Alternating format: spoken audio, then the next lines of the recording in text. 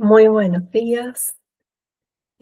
Muchas, pero muchas gracias por compartir esta invitación conmigo.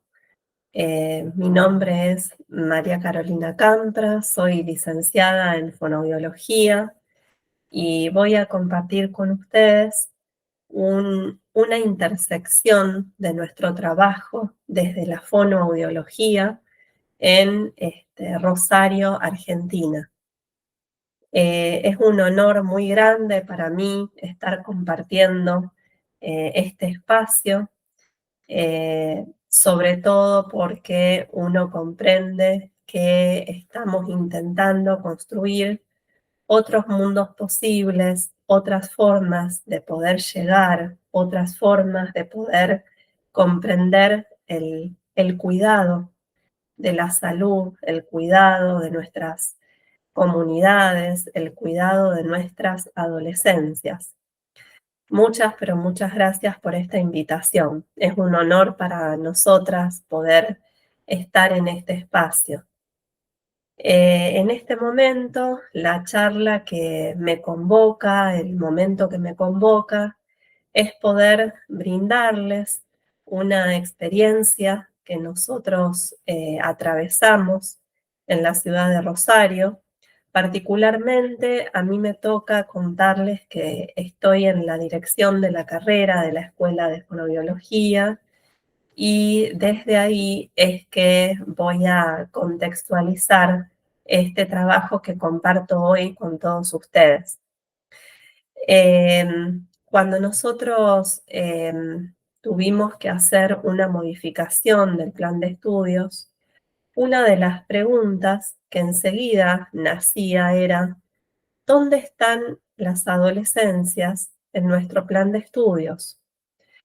Les comparto que nuestro plan de estudios era muy antiguo, era un plan que ya tenía 40 años, pensado desde otras lógicas, desde otros modelos, modelos más atomizados, y en donde generalmente predominaban las materias o las asignaturas en donde se desarrollaban las infancias y después ya la adultez y la vejez.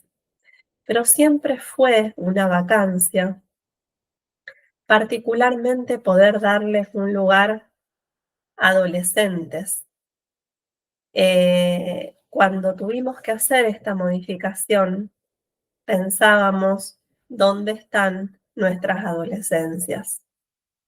Y esto no es menor porque cuando uno no puede darles un espacio concreto en una currícula que va a formar profesionales para la salud, eh, es muchas veces porque ese espacio no se está dando y por lo tanto es algo que después no vuelve a nuestra comunidad o vuelve de una manera que a lo mejor es escasa o no es correcta o no fue pensada de esa manera. Entonces tuvimos que empezar a pensar cuáles eran las necesidades de la fonoaudiología en poder brindarles este lugar a nuestras adolescencias. Ustedes saben que la fonoaudiología es una disciplina que estudia la comunicación humana. Y esta comunicación siempre fue atravesada por 5 áreas. El área de la voz, el área del habla, de la estomatología, el lenguaje, la audición y el sistema vestibular, que es quien está encargado de el equilibrio, fundamentalmente, y el aprendizaje vinculado a los aspectos lingüísticos. De esto se encarga la fonoaudiología, de esto es el lugar en donde habita nuestra clínica, en el día a día, en lo cotidiano. Y el plan de estudios anterior versaba específicamente en estas áreas y durante mucho tiempo se fueron profundizando temáticas y se fueron ganando muchos lugares a partir de investigación, a partir de recorrido profesional y demás.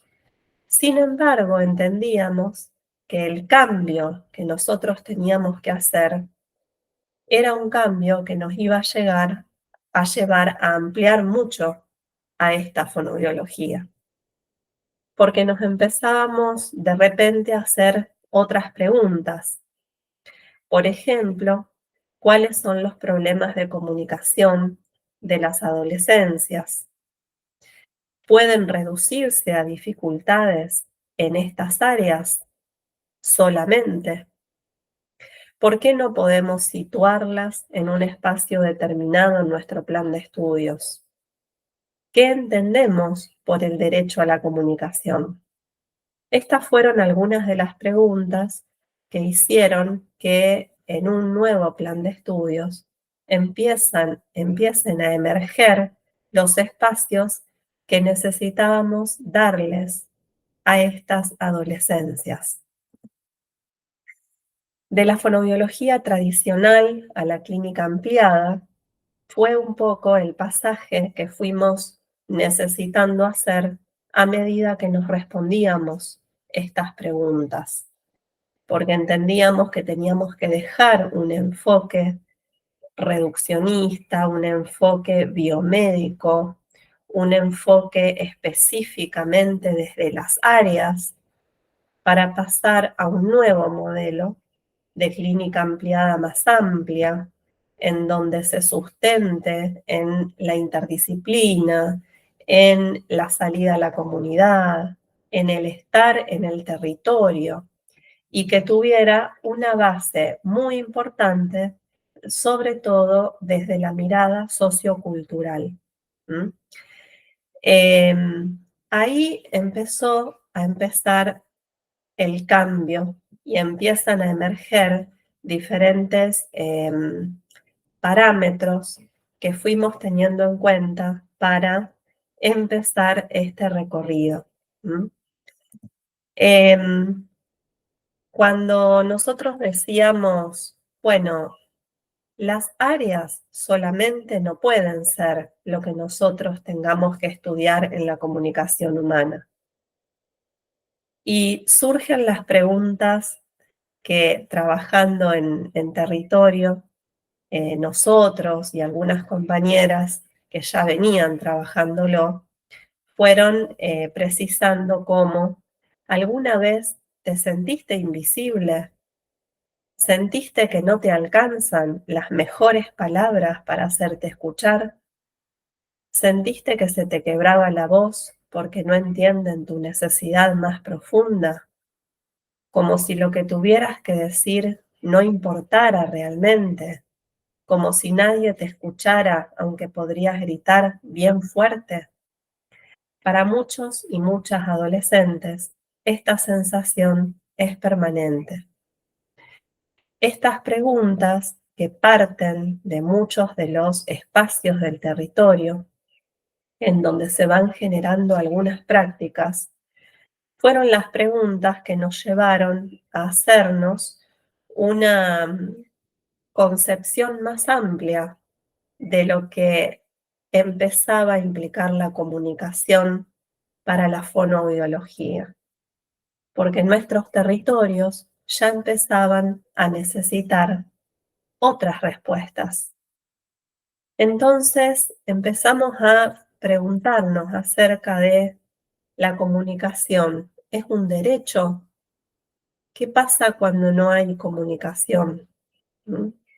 Y ahí surgían algunas reflexiones que tenían que ver con comunicar no es solo hablar, sino también es ser escuchado.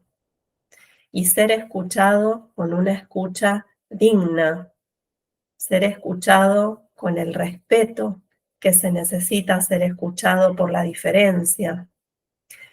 Comunicar también es poder sentir la existencia, es existir con voz propia, es poder expresarse en la propia lengua, con el propio cuerpo. Esto nos llevó mucho a pensar en el adolescente, en la adolescente. Ellos necesitan tener un lenguaje corporal que les dé identidad, que los identifique. Esto muchas veces desde las profesiones de la salud no es algo que está habilitado desde la mirada del profesional o de los equipos de salud. Entonces surgen ahí algunas barreras, algunas dificultades que fuimos trabajando como para poder identificar desde qué lugares, desde qué espacios teníamos que empezar a poder abrir nuevos caminos, nuevos horizontes. Identificamos barreras simbólicas cuando muchas veces no se le da el valor a la palabra que tienen los adolescentes y las adolescentes. Identificamos barreras culturales cuando a veces ponemos algunas connotaciones en lo que ellos transmiten o en el cómo lo transmiten, y muchas veces barreras estructurales que tienen que ver con la no accesibilidad a determinados espacios para poder decir, para poder contar, no poder tener espacios de pertenencia para ellos. Siempre en general las cosas están pensadas o para las infancias, o para los adultos, o para las vejeces, pero pocas veces encontramos espacios propicios para el adolescente o la adolescente. Entonces, esto también nos hace preguntarnos, nosotros como profesionales de la salud, como adultos y adultas de estos espacios, habilitamos y posibilitamos el lenguaje del cuerpo, la propia historia, el poder expresarse en su propia lengua, el poder decir con propia voz que existen. ¿Habilitamos esos espacios o nos convertimos en nuevas barreras? Entonces, ahí empezamos a entender que comunicar es sobre todo poder escuchar, que teníamos que tener una nueva escucha, que teníamos que poder escuchar historias y no síntomas, que en la cuestión sintomatológica nosotros venimos muy entrenados y entrenadas, pero eso no es en general lo que tenemos que escuchar de nuestros adolescentes. Entonces, hubo una pregunta que fue muy clave, y empezamos a poder decir, bueno, ¿qué escuchamos cuando escuchamos? Las adolescencias necesitan ser nombradas y comprendidas desde su contexto. Y empezamos a entender que estábamos transitando una nueva forma de ser de la fonoaudiología. Todo esto fue un entramado que llevó mucho tiempo, que llevaron muchas reuniones, porque a medida que íbamos construyendo un nuevo plan de estudios para formar profesionales futuros de la fonoaudiología, entendíamos que también nos estábamos construyendo a nosotros mismos, o deconstruyendo, o deconstruyendo. Tomo una frase de compañeras de Córdoba, que dice: las palabras no flotan en el aire, están ancladas en cuerpos que han sufrido, resistido, amado y sobrevivido. Ellas son Silvana, Lucía y Fabiana, que están nombradas en esta presentación. Cuando hablábamos de la comunicación como territorio y en territorio, pensábamos, bueno, ¿qué lenguajes son los lenguajes de nuestros adolescentes? Nos encontramos con redes, con memes, con audios, con TikTok, fanzines y otras más, y seguramente habrá muchas más, ¿no? Pensábamos, bueno, esto es parte de sus lenguajes, ¿cómo lo habilitamos? ¿Cómo le damos sentido a eso que ellos sienten que en este momento los está atravesando, los está haciendo ser, les está permitiendo mostrar? Y pensábamos, bueno, diseñar con ellos y con ellas, no solo para ellos y para ellas, porque a veces cuando uno diseña programas, talleres, cursos, los estamos pensando desde nosotros, desde nuestra adultez, no los estamos pensando desde ellos. Y esto es muy importante para un profesional de la salud, por ejemplo.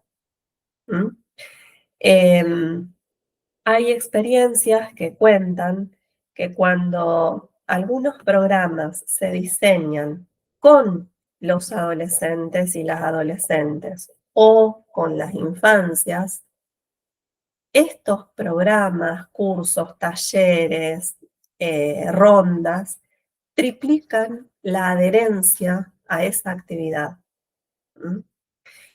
Esto fundamentalmente tiene algunos principios que tienen que ver con esto que decía, de construir nuestra escucha, validar sus formatos, sus formas, co-crear dispositivos, no armar algo para ellos, armar con ellos. Y comprender el diseño de pensamientos, de formas de los y las adolescentes. En los contextos de vulnerabilidad, eh, los espacios de las comunidades donde hay mayor pobreza, mayor estigmatización lingüística, adultocentrismo, que es esto, ¿no? De lo que dicen los adultos es lo que está bien. En estas realidades, habilitar la palabra desde una escucha simétrica es muy importante porque es brindar accesibilidad a que estos adolescentes puedan validarse a sí mismos, puedan emerger, puedan decir lo que les pasa, y puedan manifestar para que quienes estamos encargados de proteger, de cuidar, de armar programas, de brindarnos a ellos, podamos rápidamente tener esa resonancia que nos va a poder permitir actuar en el momento que hay que actuar con todos los peligros que hoy rondan bueno, en estas personas, ¿no?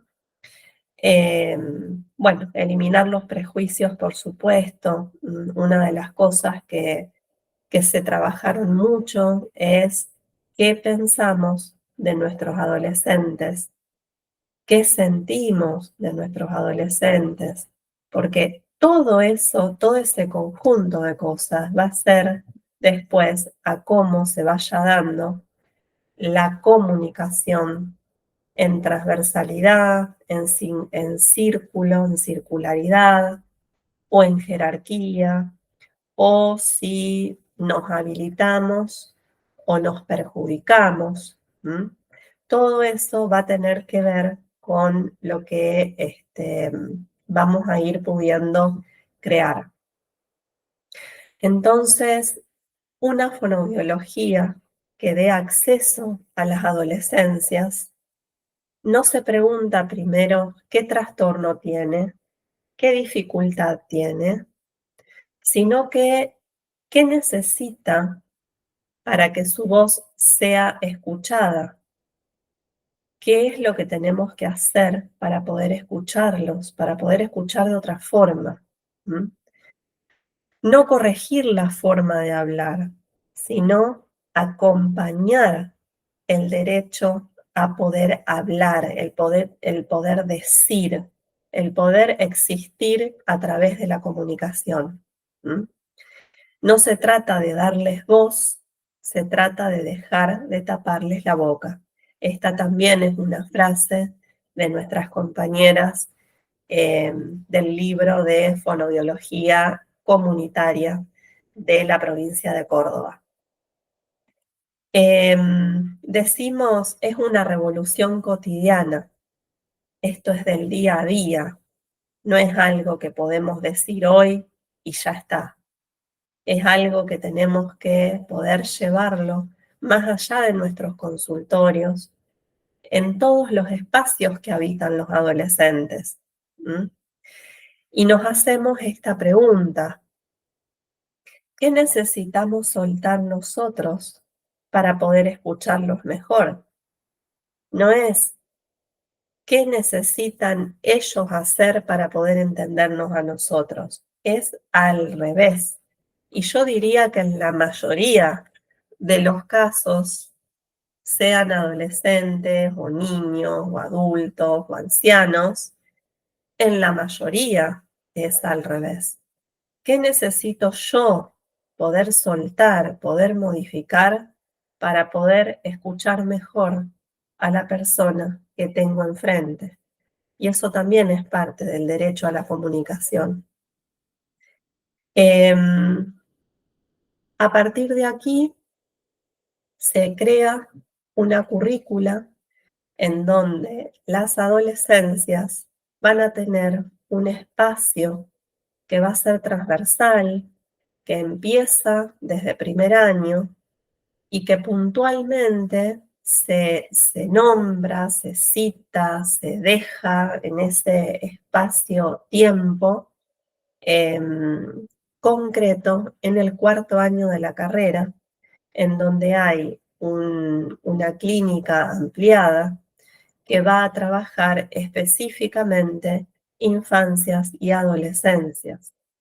Pero además de eso, porque si uno lo piensa desde ese lugar, es decir, bueno, armamos un espacio en donde nuestras futuras fonoaudiólogas, futuros fonoaudiólogos van a poder tener una mirada amplia sobre adolescencias. Pero eso no bastaba. Teníamos que poder situarlo en territorio y teníamos que poder transversalizar ejes temáticos importantísimos como los derechos humanos, el género, los cuidados socioambientales, que también se fueron transversalizando en este nuevo plan de estudios que se empezó a implementar con primer año este año. Bueno, esta es un poco la experiencia que yo les quería contar, de cómo nosotros pensamos que modificando este plan de estudios y dándonos todos estos debates y estas discusiones, pensamos que qué fonoaudiología queremos llevar a los barrios, a las comunidades, a los espacios comunes donde habitan nuestras adolescencias. Y esta es la intersección, ¿no? La intersección que puedo brindar yo hoy desde esta experiencia eh, eh, pequeña seguramente, pequeña, que para nosotros nos llevó casi 10 años de poder concretarla, eh, pero decimos, bueno, qué futuros profesionales, qué mirada queremos que esos futuros profesionales puedan llevar hacia nuestras comunidades, a donde habitan esas adolescencias. ¿Qué es lo que están necesitando? No es solamente una cuestión de las áreas de la voz, del lenguaje, de la audición, del aprendizaje. No es solamente una cuestión de áreas, es mucho más allá. Y yo diría que es mucho más acá también. Es lo primero, es lo más trascendental, es el poder decir para decir yo existo. Yo existo, esta es mi forma de sentir, me está pasando esto y necesito que me entiendas primero esto, mucho antes que la entrada a un consultorio. Y eso es lo que hoy estamos intentando transformar en un desafío. La articulación entre educación superior y salud adolescente, ser capaces de pensar evitar el sufrimiento adolescente mediante políticas públicas protectoras y defender y garantizar espacios saludables y derechos habilitados. Ese es el desafío de la nueva currícula, de la implementación y de que podamos generar profesionales capaces de poder lograr estos desafíos. Bueno, muchísimas gracias por este espacio. Es un pequeño aporte y les agradezco enormemente por estar escuchando estos minutos que pude compartir con ustedes. Muchas, pero muchas gracias.